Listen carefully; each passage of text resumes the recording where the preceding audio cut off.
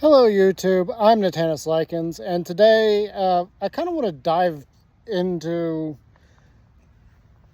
the FNAF franchise. So there's something on my mind about it.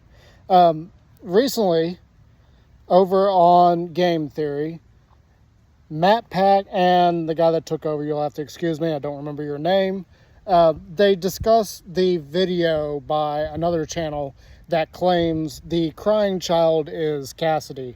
And I'm kind of on board with that. That really does make a lot more sense that the crying child would actually be Cassidy and there is no magical seventh child that we have yet to find.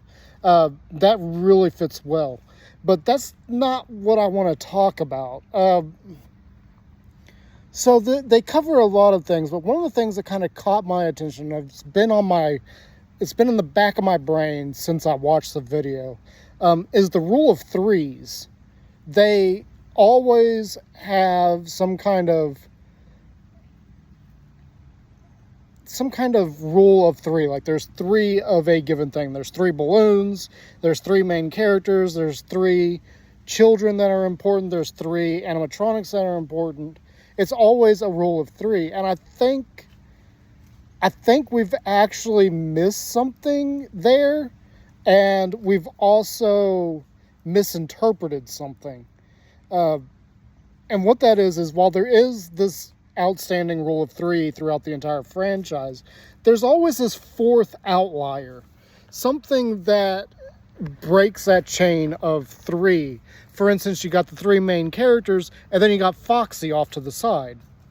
There's always this kind of dynamic going on where you got three and then there's a fourth off to the side. It's kind of like how the game itself is played in a set number of days and then you have an extra day.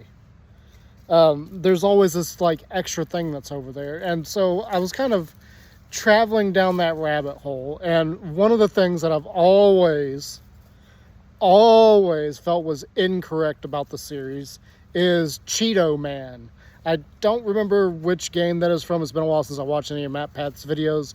And if you aren't familiar with me when I talk about FNAF, I've not played any of the games. I haven't done the memorization of certain things, so I don't really remember where that comes into play. I do know it has something to do with Midnight Motorist.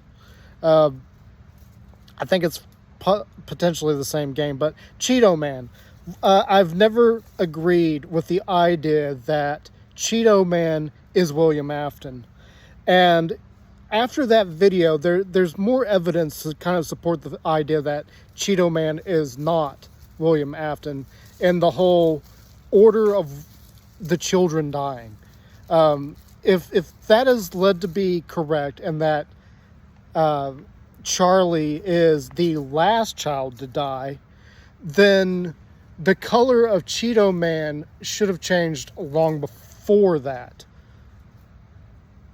Because the death of the crying child hasn't happened yet during all that, and the death of Charlie has not happened yet, but yet we always see William as purple. So why is there this random orange character?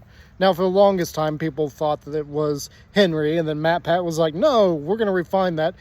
Cheeto Man is actually Afton. I still don't agree with that. And the reason I don't agree with that is Scott has always used color very purposely.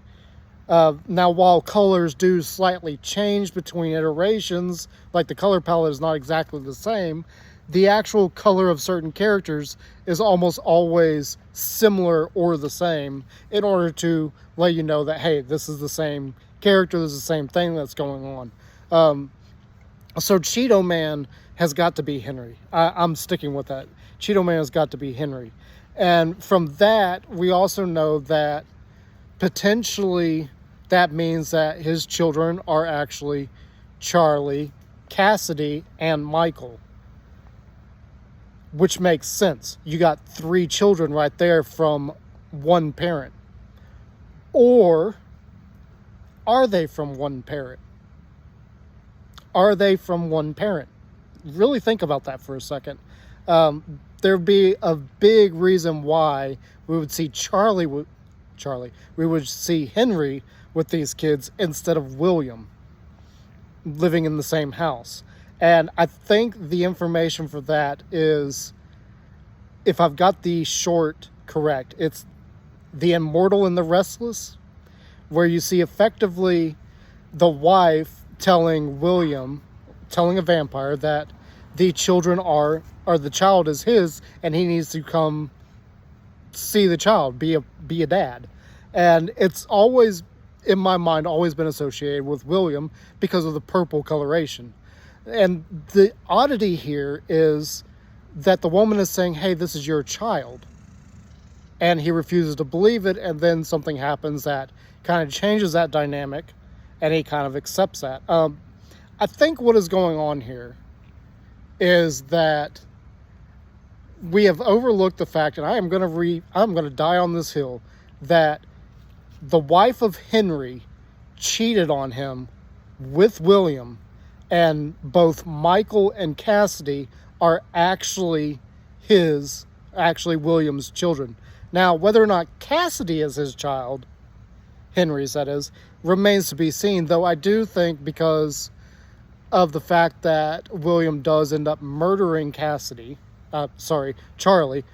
too many C names, it does support the idea that this is actually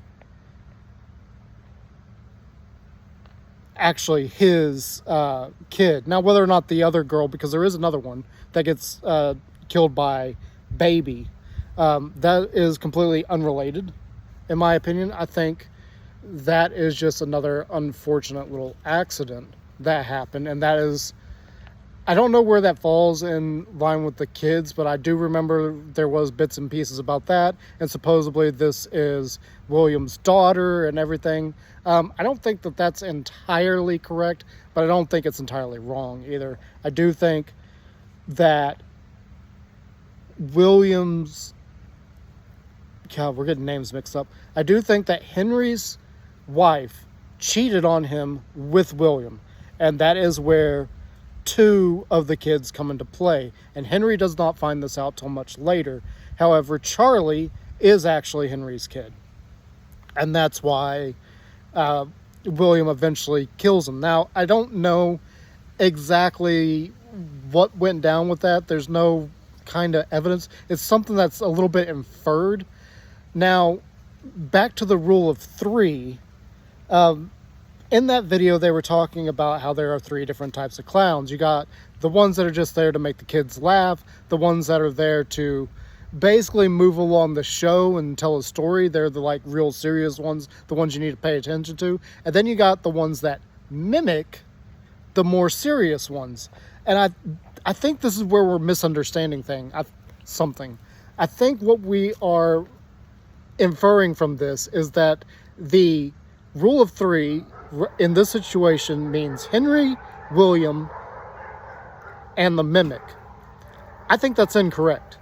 I think the mimic is actually that fourth unrelated one that is not actually part of the rule of three. It's that one that's off to the side.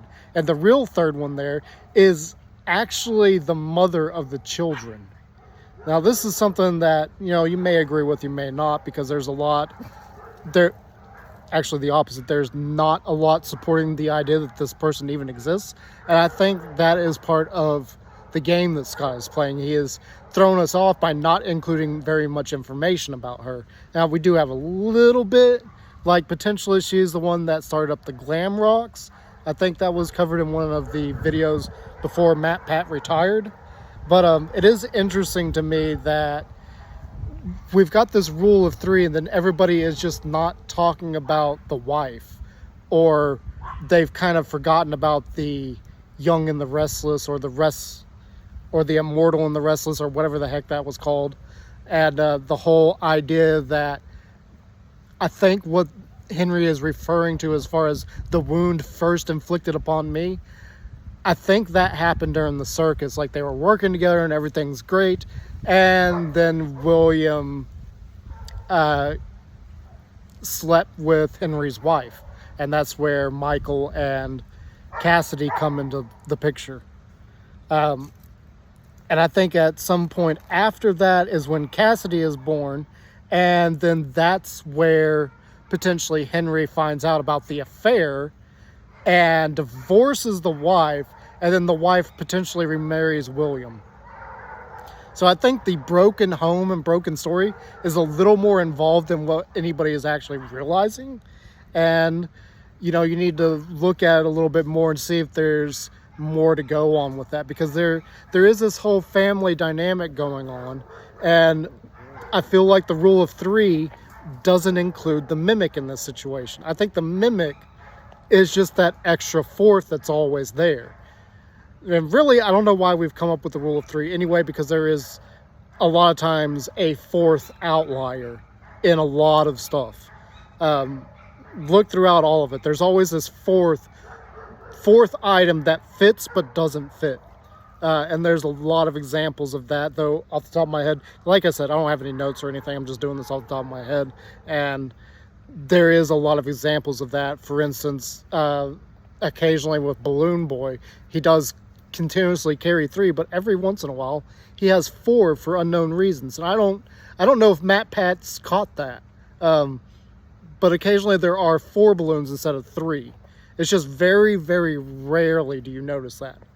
Anyway, I really hope you guys enjoy hearing me talk about that and my kind of off the cuff reasoning there. So yeah, I hope you guys enjoyed that, and I will see you later. Bye.